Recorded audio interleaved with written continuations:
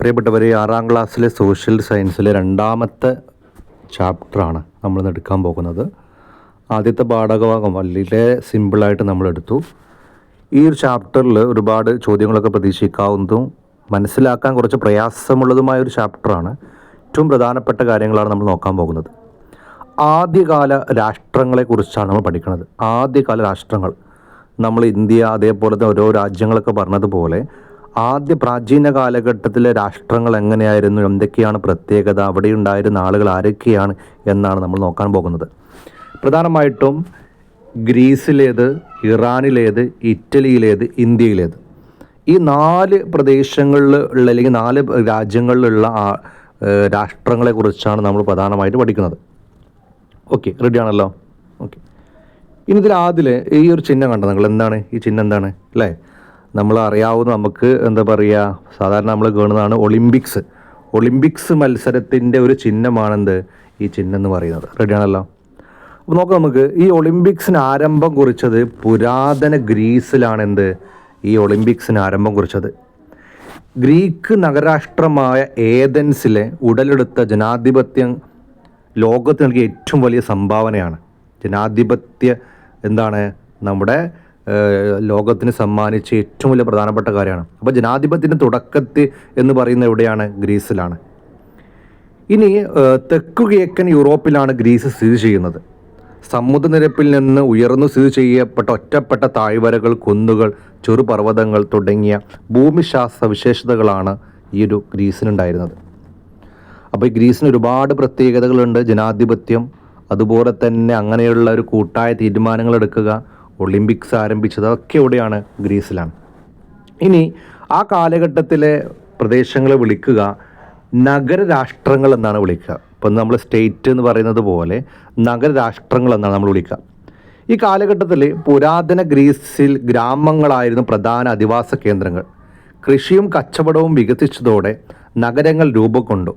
കാലക്രമേണ ഒരു നഗരവും ചുറ്റുമുള്ള കുറേ ഗ്രാമങ്ങളും ഒത്തുചേർന്ന് നഗരരാഷ്ട്രങ്ങളായി രൂപാന്തരം പ്രാപിക്കാൻ തുടങ്ങി. ഈ നഗരരാഷ്ട്രങ്ങളാണ് പോളിസ് എന്നാണ് അറിയപ്പെട്ടത്. അപ്പോൾ ആദ്യം ചെറിയ ഗ്രാമങ്ങളാണ്, ഗ്രാമങ്ങൾ വികസിച്ച് പിന്നീട് എന്തായിട്ട് മാറി? നഗരരാഷ്ട്രങ്ങളായിട്ട് മാറി. റെഡിയാണല്ലോ? ഓക്കെ, പ്രധാനമായിട്ട് ഗ്രീസിലുള്ള പ്രധാനപ്പെട്ട നഗരരാഷ്ട്രങ്ങളാണ് സ്പാർട്ട, ഏതൻസ്, തീബ്സ്, കൊറിന്ത് എന്നൊക്കെ ഗ്രീസിലെ നഗരരാഷ്ട്രങ്ങൾക്ക് പ്രധാനപ്പെട്ട ഉദാഹരണമാണ്. പ്രധാനമായിട്ടും ഈ നഗരരാഷ്ട്രങ്ങളെ വേർതിരിക്കുന്നത് കടലുകളോ ഉയർന്ന പർവ്വതങ്ങളോ പുരാതന ഗ്രീസ് നഗരരാഷ്ട്രങ്ങളുടെ വേർതിരിച്ചിരുന്ന പ്രകൃതിദത്തമായിട്ട് അതിർത്തികളാണ്. കുന്നുകളായിരിക്കാം, പർവ്വതങ്ങളായിരിക്കാം, കടലുകളായിരിക്കാം, ഓരോ നഗരരാഷ്ട്രങ്ങളെയും വേർതിരിക്കുന്നത്. ഇനി പ്രധാനപ്പെട്ടൊരു നഗരരാഷ്ട്രമായിരുന്നു ഏതൻസ് എന്ന് പറയുന്ന നഗരരാഷ്ട്രം. പ്രധാനമായിട്ടും ഇന്ന് കാണുന്ന ജനാധിപത്യത്തിൻ്റെ ആ രീതിയിൽ ജനാധിപത്യം 2500 വർഷങ്ങൾക്ക് മുമ്പ് എവിടെ ഉണ്ടായിരുന്നു? നമ്മുടെ ഏതൻസിലുണ്ടായിരുന്നു എന്ന് പറയുന്നത്. പ്രധാനമായിട്ടും ഒരു തീരുമാനമെടുക്കുമ്പോൾ കൂട്ടായ തീരുമാനത്തിലൂടെ, വോട്ടെടുപ്പിലൂടെയായിരുന്നു ആ ഏതൻസിൽ കാര്യങ്ങൾ നടപ്പിലാക്കിയിരുന്നത്. പ്രധാനമായിട്ടും ഭൂരിപക്ഷം നോക്കിയിട്ടായിരുന്നു അവിടെ കാര്യങ്ങൾ തീരുമാനിച്ചിരുന്നത്. അത് മറ്റൊരു പ്രത്യേകത, ഇവിടെ 30 വയസ്സ് പൂർത്തിയായിട്ടുള്ള എല്ലാ പുരുഷന്മാർക്കും എന്ത് ചെയ്തിട്ടുണ്ട്? അതിൽ അംഗമായിരുന്നു. സ്ത്രീകളുണ്ടാവില്ല, അടിമകളുണ്ടാവില്ല, വിദേശികളായി തുടങ്ങിയ ആളുകളൊന്നും ഉണ്ടാവില്ല, അതിലുണ്ടാവില്ല. അപ്പോൾ 30 നമ്മൾ 18 വയസ്സ് പ്രായമായ വോട്ട് ചെയ്യാന്ന് പറയുന്നത് പോലെ 2500 വർഷങ്ങൾക്ക് മുമ്പ് 30 വയസ്സ് പൂർത്തിയായ അടിമകളല്ലാത്ത എല്ലാ പുരുഷന്മാരും എന്തായിരുന്നു? ഇതിൽ പങ്കാളികളായിരുന്നു. ഇനി പ്രധാനമായിട്ടും ഈ പെരിക്ലിസ് പരീക്ഷ ചോദിക്കുക. പെരിക്ലിസ് എന്ന് പറഞ്ഞാൽ നമ്മുടെ ഗ്രീസിലെ ഒരു ഭരണാധികാരിയായിരുന്നു. ജനാധിപത്യത്തിന് ഏറ്റവും ഇമ്പോർട്ടൻ്റ് കൊടുത്ത ആളായിരുന്നു പെരിക്ലിസ് എന്ന് പറഞ്ഞാൽ. അപ്പോൾ ഈ കാലഘട്ടത്തിൽ ഏതൻസിലെ രാഷ്ട്രീയ സഭ അസംബ്ലി എന്നാണ് അറിയപ്പെട്ടത്. അപ്പോൾ അസംബ്ലി എന്നാണ് അവിടുത്തെ രാഷ്ട്രീയ സഭ അറിയപ്പെട്ടത്. അതേപോലെ തന്നെ കലാ, സംസ്കാരം എന്നിവയ്ക്ക് പ്രാധാന്യം നൽകിയിരുന്നു. വിദ്യാഭ്യാസത്തിന് പ്രാധാന്യം നൽകിയിരുന്നു.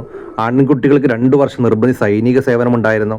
ശക്തമായ കപ്പൽ പടയും സൈനിക വ്യൂഹവും അവിടെ ഉണ്ടായിരുന്നു. ഓക്കെ, അപ്പോൾ നമ്മൾ PSC ക്വസ്റ്റ്യൻ ഏതാ നമ്മൾ പറയും, ഓരോ സെൻറ്റൻസ് നമ്മൾ ക്ലിയർ ചെയ്തിട്ടാണ് പോകുന്നത്. അപ്പോൾ പെരിക്ലസ് ഗ്രീസിൽ ജീവിച്ച പ്രധാനപ്പെട്ട ഒരാളാണ്, ഏതൻസിലുണ്ടായിരുന്നത്. ഓക്കെ, അപ്പോൾ ഏതൻസിൽ എല്ലാവരെയും പൗരന്മാരായി പരിഗണിച്ചിരുന്നില്ല. ഒരു വ്യക്തിക്ക് പൗരപദവി ലഭിക്കണമെങ്കിൽ അയാൾ സ്വതന്ത്രനായ പുരുഷനായിരിക്കണം. രക്ഷകർത്താക്കൾ ഏതൻസുകാർ ആയിരിക്കണം. എന്നിങ്ങനെയുള്ള നിർബന്ധിതകളുണ്ടായിരുന്നു പൗരനാവണമെന്നുണ്ടെങ്കിൽ. ഇനി പെരിക്ലിസ്, ഏതൻസിലെ ശക്തനായ ഭരണാധികാരിയായിരുന്നു പെരിക്ലിസ് എന്ന് പറഞ്ഞാൽ.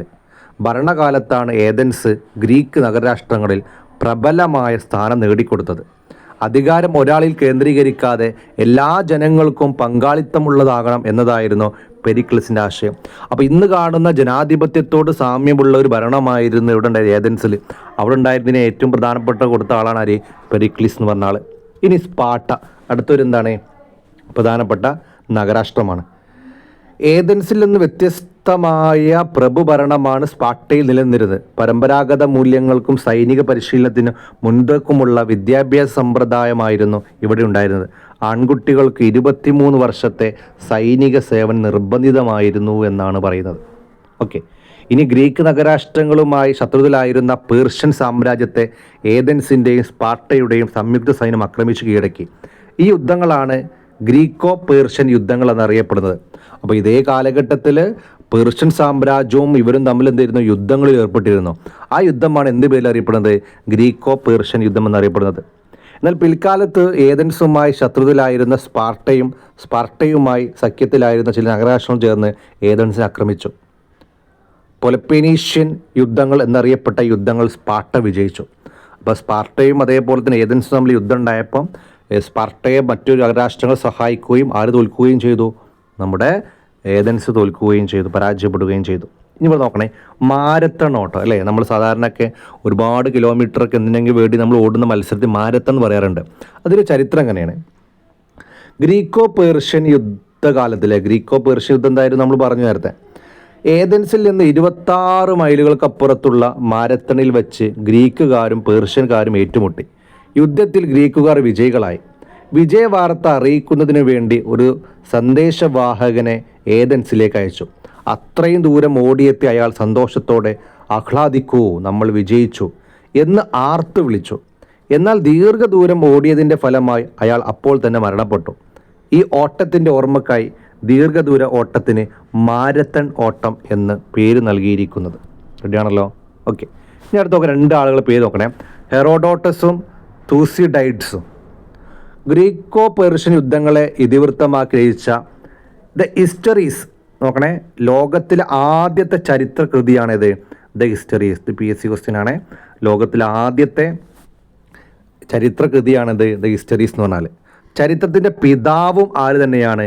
ഹെറോഡോട്ടസ് ആണെന്ത് ചരിത്രത്തിൻ്റെ പിതാവ് എന്നറിയപ്പെടുന്നത്. ഇനി ഈ കൃതി രചിച്ചത്, ഇനി സ്പാർട്ടയും ഏതൻസും തമ്മിൽ നടന്ന പോലെ പൊനീഷ്യൻ യുദ്ധങ്ങളുടെ ചരിത്രം രേഖപ്പെടുത്തിയത് തൂസിഡൈഡ്സ് ആണ്. അപ്പോൾ നേരത്തെ പറഞ്ഞതുപോലെ സ്പാർട്ടയും ഏതും തമ്മിൽ യുദ്ധം നടന്നതുപോലെ പൊലോപ്പനേഷ്യൻ യുദ്ധം നേരത്തെ പറയില്ല, സ്പാർട്ടയും വരും തമ്മിൽ നടന്നത്. ഈ പൊലോപ്പനേഷ്യൻ യുദ്ധങ്ങളുടെ ചരിത്രം രേഖപ്പെടുത്തിയിരുന്ന തൂസിഡൈഡ്സ് എന്ന ചരിത്രകാരനാണ് ഹിസ്റ്ററീസ് ഓഫ് ദ പൊലോപ്പനേഷ്യൻ വാർ എന്ന ചരിത്രകൃതിയുടെ വക്താവ്. ഇനി ആദ്യത്തെ ചരിത്രഗ്രന്ഥമായിട്ടുള്ള ഹിസ്റ്ററീസ് രചിച്ചത് ഹെറോഡോട്ടസ്. ഇനി പൊലോപ്പനേഷ്യൻ യുദ്ധങ്ങളെ കുറിച്ച് രേഖപ്പെടുത്തിയിട്ടുള്ള ആളാണ് ആര്? നമ്മുടെ തൂസിഡൈഡ്സ് എന്ന് പറയുന്നത്. റെഡിയാണല്ലോ? സെറ്റാണ്. ഇനി ആ കാലഘട്ടത്തിൽ ഗ്രീക്കിൽ ജീവിച്ചിരുന്ന ചിന്തകന്മാരാണ് അല്ലേ? നമ്മൾ സോക്രട്ടീസ്, പ്ലാറ്റോ, അരിസ്റ്റോട്ടിലൊക്കെ എന്താണ് ആ കാലഘട്ടത്തിൽ ഗ്രീസിൽ ജീവിച്ച പ്രധാനപ്പെട്ട ആളുകളാണ്. ഇനി ഇവരെ കുറിച്ച് നോക്കുകയാണെങ്കിൽ അറിവാണ് നന്മ എന്ന തത്വത്തിന് പ്രാധാന്യം നൽകിയ ഗ്രീക്ക് തത്വചിന്തകൻ ആരാ ചോദിക്കും? സോക്രട്ടീസ്. സംവാദ രീതിയിലൂടെ ആശയങ്ങൾ പ്രചരിപ്പിച്ച വ്യക്തിയാണ് ആര്? സോക്രട്ടീസ്. ഇനി പ്ലാറ്റോ നോക്കുക. സോക്രട്ടീസിൻ്റെ ഇദ്ദേഹത്തിൻ്റെ ശിഷ്യനാണ് ആര്? പ്ലാറ്റോ. അക്കാദമി എന്ന പഠന കേന്ദ്രം സ്ഥാപിച്ചു. പ്രധാന കൃതി റിപ്പബ്ലിക്. അപ്പോൾ അക്കാദമി എന്ന പഠന കേന്ദ്രം സ്ഥാപിച്ച ഗ്രീക്ക് തത്വചിന്തകനാണ് പ്ലാറ്റോ എന്ന് പറഞ്ഞാൽ. ഇനി അരിസ്റ്റോട്ടിൽ. പ്ലാറ്റോയുടെ അക്കാദമിയിലെ വിദ്യാർത്ഥിയായിരുന്നു അരിസ്റ്റോട്ടിൽ. ലൈസിയം എന്ന പഠന കേന്ദ്രം സ്ഥാപിച്ചു. പൊളിറ്റിക്സ് എന്ന ഗ്രന്ഥത്തിൻ്റെ രചയിതാവ് അല്ലേ? പൊളിറ്റിക്സ് എന്ന ഗ്രന്ഥത്തിൻ്റെ രചയിതാവ് അരിസ്റ്റോട്ടിൽ. അപ്പോൾ സോക്രട്ടീസ്, പ്ലാറ്റോ, അരിസ്റ്റോട്ടിൽ. പരീക്ഷയിൽ ഇപ്പോൾ ചോദിക്കാം, പുരാതന ഗ്രീസിൽ ജീവിച്ചിരുന്ന തത്വചിന്തകന്മാർ ആരൊക്കെയെന്ന് ചോദിക്കാം. Socrates, Plato, Aristotle. നമുക്ക് അടുത്ത് നോക്കാം. നമ്മൾ നോക്കുക, പുരാതന ഗ്രീക്ക് സംസ്കാരങ്ങളെക്കുറിച്ച് വിവരങ്ങൾ ലഭിക്കുന്ന ഹോമറിൻ്റെ ഇതിഹാസ കാവ്യങ്ങളായ ഇലിയഡ്, ഒഡീസി എന്നിവയാണത്. അപ്പോൾ നോക്കുക, പുരാതന ഗ്രീസിനെ കുറിച്ച് നമുക്ക് വിവരം നൽകുന്ന പ്രധാനപ്പെട്ട അല്ലേ? ഹോമിർ എന്ന് പറയുന്ന ആളത്തിന് ഇതിഹാസ കാവ്യങ്ങളാണ് ഇലിയഡും അതേപോലെ തന്നെ ഒഡീസി എന്ന് പറയുന്ന 2 കൃതികളും. റെഡിയാണല്ലോ? റെഡിയാണ്. ഇനി അടുത്ത പേർഷ്യൻ സാമ്രാജ്യം കേട്ടോ, പേർഷ്യൻ. അപ്പോൾ ഇറാനിലാണ് ഈ പേർഷ്യ എന്ന് പറയുന്നത്, ഇറാനാണ് അറിയപ്പെടുന്നത്. അപ്പോൾ ഈ കാലഘട്ടത്തിനെ കുറിച്ചാണ് നമ്മൾ പ്രധാനമായിട്ടും എന്ത് ചെയ്യുന്നത് പറയാൻ പോണത്. ഓക്കെ, നോക്കാം. നമുക്ക് ഇറാൻ്റെ കാര്യങ്ങളെക്കുറിച്ച് നമുക്ക് നോക്കാം. പേർഷ്യൻ ഭരണ സംവിധാനം. ഭരണ സൗകര്യത്തിനായി വിശാലമായ സാമ്രാജ്യത്തെ നിരവധി സത്രബി അല്ലെങ്കിൽ പ്രവിശ്യകളായി വിഭജിച്ചു. ഇപ്പോൾ നമ്മൾ രാജ്യത്തെ സംസ്ഥാനങ്ങളായി മാറ്റുന്നത് പോലെ വിഭജിച്ചിരുന്നു. സത്രബ് എന്നറിയപ്പെട്ടിരുന്ന ഗവർണർമാരുടെ കീഴിലായിരുന്നു സത്രപതികൾ. സത്രപ്മാർ രാജാവിൻ്റെ നിയമങ്ങളും നികുതി സമ്പ്രദായങ്ങളും സത്രബ്ദികളിൽ നടപ്പിലാക്കി. സത്രബികളിൽ എന്ന് പറഞ്ഞാൽ അവിടുത്തെ പ്രദേശങ്ങളാണ് അതങ്ങനെ നേരത്തെ പറയുന്നത്, പ്രവിശ്യകളാക്കി.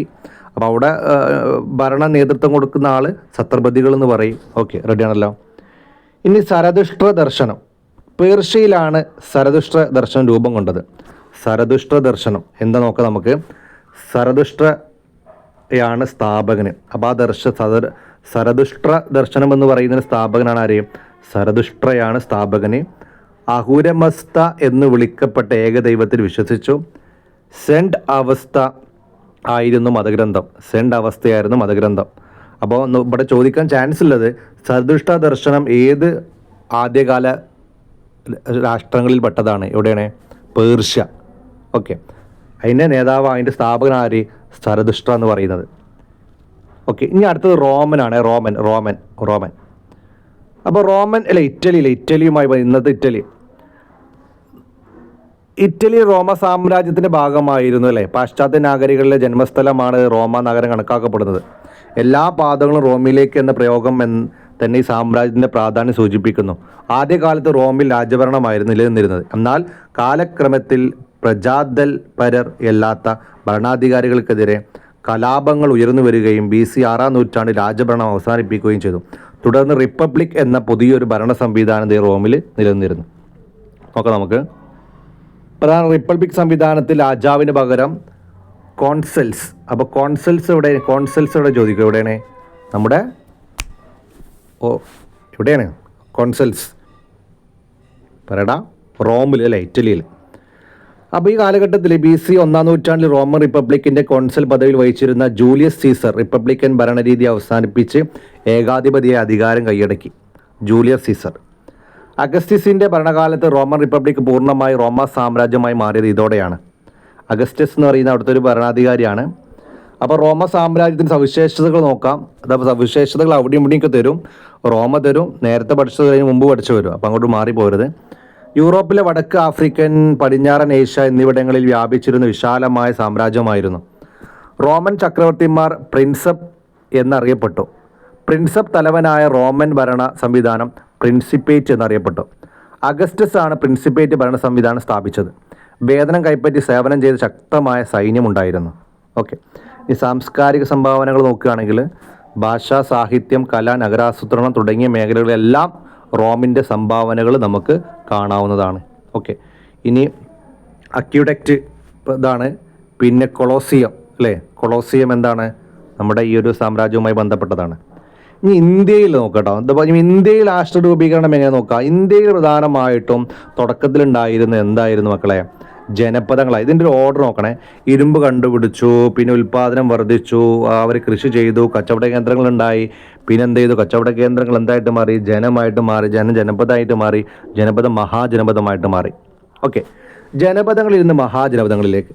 പുരാതന ഇന്ത്യയിൽ രൂപം കൊണ്ട നഗരങ്ങൾ കേന്ദ്രീകരിച്ചാണ് ജനപദങ്ങൾ രൂപപ്പെട്ടത്. ഫലപുഷ്ടമായ നദീതടങ്ങളിലും സമൃദ്ധമായ വനമേഖലകളിലും ചില ജനപദങ്ങൾ കൂടുതൽ ശക്തമാക്കി. സമീപ പ്രദേശങ്ങളിലെ ജനപദങ്ങളെ കീഴടക്കിയ പ്രബലമായ ജനപദങ്ങൾ മഹാജനപദങ്ങളായി പരിഗണിച്ചു. മഹാജനപദങ്ങളുടെ കാലം ഇന്ത്യയിൽ 2-ാം നഗരവൽക്കരണം. മുമ്പ് നമ്മൾ 1-ാം നഗരവൽക്കരണം പഠിച്ചു, ഓർമ്മയുണ്ട്? ഇവിടെ ആരപ്പൻ സംസ്കാരം. അപ്പോൾ മഹാജനപദങ്ങളുടെ കാലഘട്ടമാണ് ഏത് പേരിൽ അറിയപ്പെടുന്നത്? 2-ാം നഗരവൽക്കരണം. അത് ചോദിക്കും. ജനപദങ്ങൾ എന്താ ജസ്റ്റ് നോക്കാം. ജനപദം എന്നാൽ ജനം അധിവസിച്ച സ്ഥലം എന്നാണ് അർത്ഥം.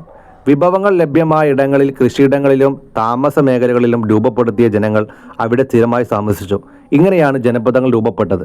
പിന്നെ ജനപദങ്ങൾ എന്തായിട്ട് മാറി? മഹാജനപദങ്ങളായിട്ട് മാറി.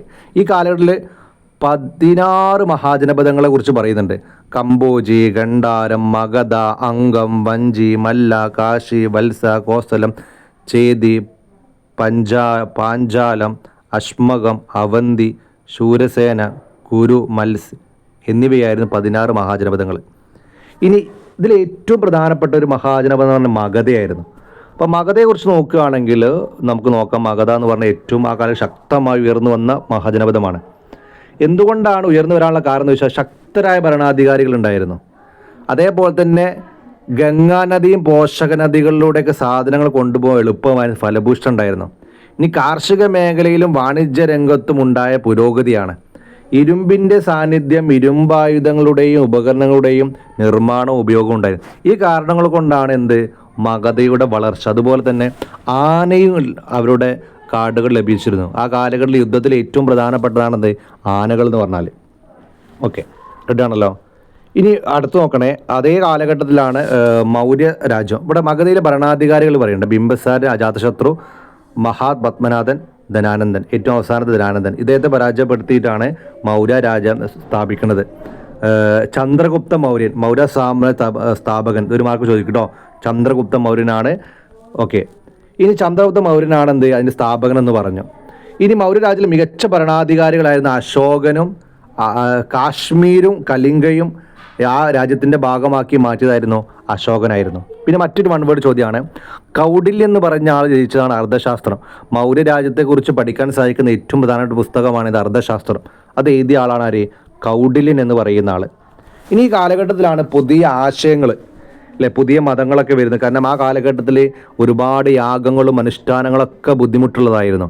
ആ കാലഘട്ടത്തിലാണ് പുതിയ 2 മതങ്ങൾ. ഏതൊക്കെയാണ്? ജൈനമതവും അതേപോലെ തന്നെ ബുദ്ധമതവും.